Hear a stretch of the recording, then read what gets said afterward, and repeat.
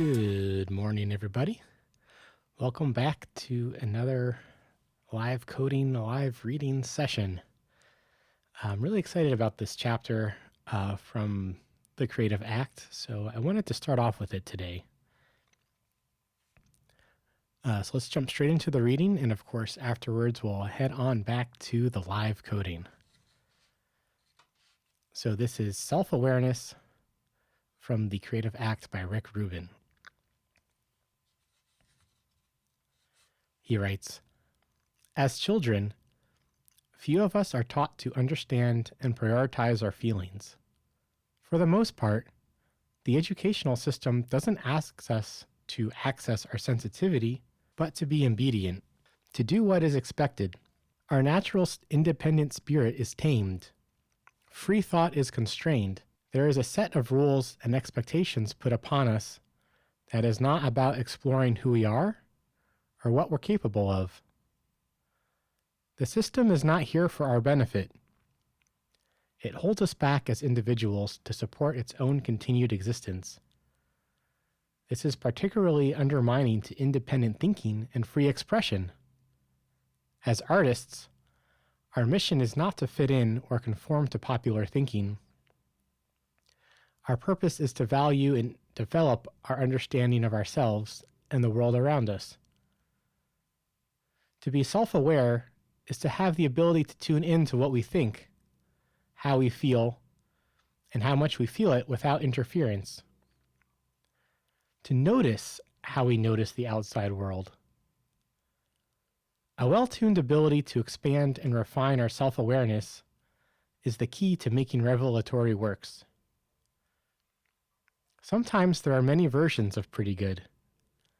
How do we know when we arrive at greatness? Self-awareness allows us to listen to what's going on in the body and notice the energetic changes that either pull us forward or push us away. Sometimes they are subtle, other times intense. Our definition of self-awareness as artists relates directly to the way we tune in to our inner experience, not the way we are externally perceived. The more we identify with ourself as it exists through the eyes of others, the more disconnected we become and the less energy we have to draw from. We extend our reach for a higher consciousness, releasing attachment to our perceived self and limitations. We are seeking not to define ourselves, but to expand ourselves, to tune in to our limitless nature and connection to all that is.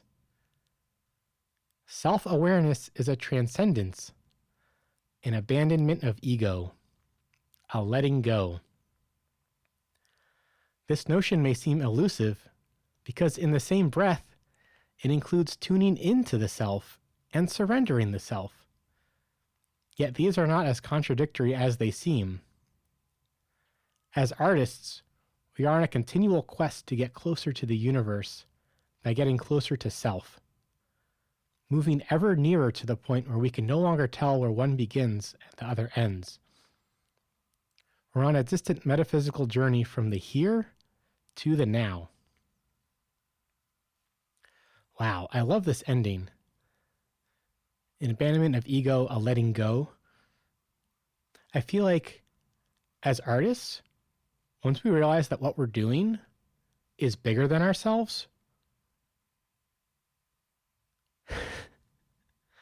that can really start to make an impact. I feel like as children, as perhaps religious folks, we're taught to deny the self, but leaning into what we're given, leaning into the energies that move us,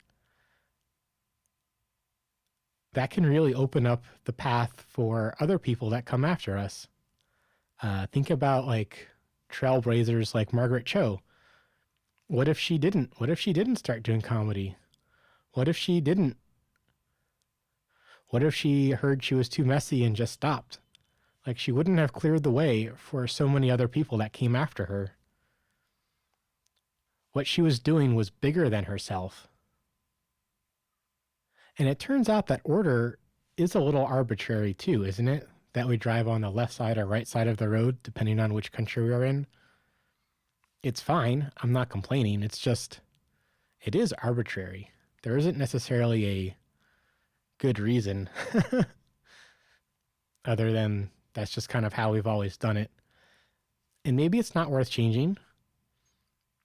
It's fine, right? It's fine, whatever side of the road our country drives on, but it is arbitrary. There's a distinction. And so when he starts off by saying, we're taught to be obedient and not to tune into how we feel, it's fine, right? It's fine to all drive on the same side of the road. But that is a kind of obedience. It is a kind of following an arbitrary order. And for something as dangerous as driving, order can be important to keep people safe. But for things where it's not as important, like art, you can really go really far out there. You can really go with an untamed spirit. You can really go with an unconstrained thought. You can really explore what you're capable of.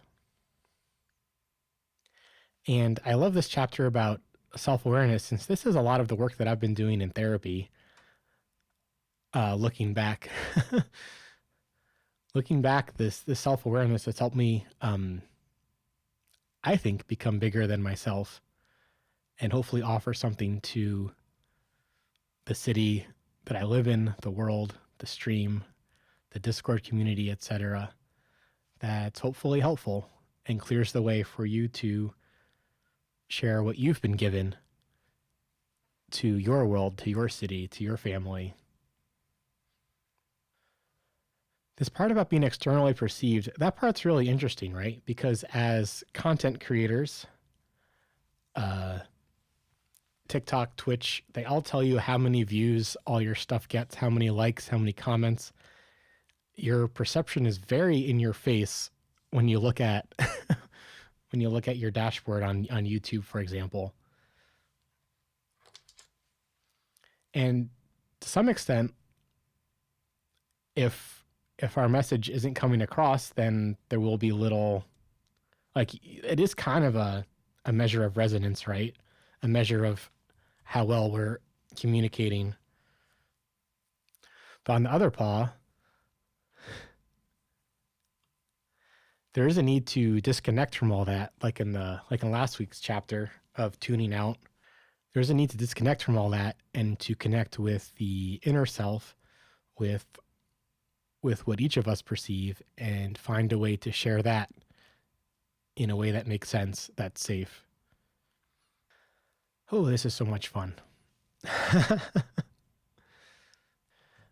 Self-awareness allows us to listen to what's going on in the body. Again, this is a big part of what a lot of meditation is based around, a lot of therapy is based around. There's a lot more going on inside of us than our mind can be aware of at any one time. And the body is one such vessel to tune into these other currents within ourselves. And being sensitive to that allows us to feel certain things, which then allows us to improve what we're making. They say like a good sommelier can really taste different things in wine and can help pick out a better wine. Same thing with a chef. They can taste things super tasty, and they can really taste something and bring the cuisine forward. Listening to Miles Davis, you could say probably something similar about him with his ear for music, right? Sometimes they are subtle, sometimes they are intense. Yeah, I love how last chapter was tuning out, and in this chapter, I feel like he could have titled this tuning in. Tuning into the self as a vessel for moving our world forward. And that's bigger than ourselves, right? Like, we're on the brink of climate collapse. We got to figure out how to move forward in a way that makes sense and keeps all life safe, right? As artists, we are on a continual quest to get closer to the universe by getting closer to the self. Yeah, I hope so.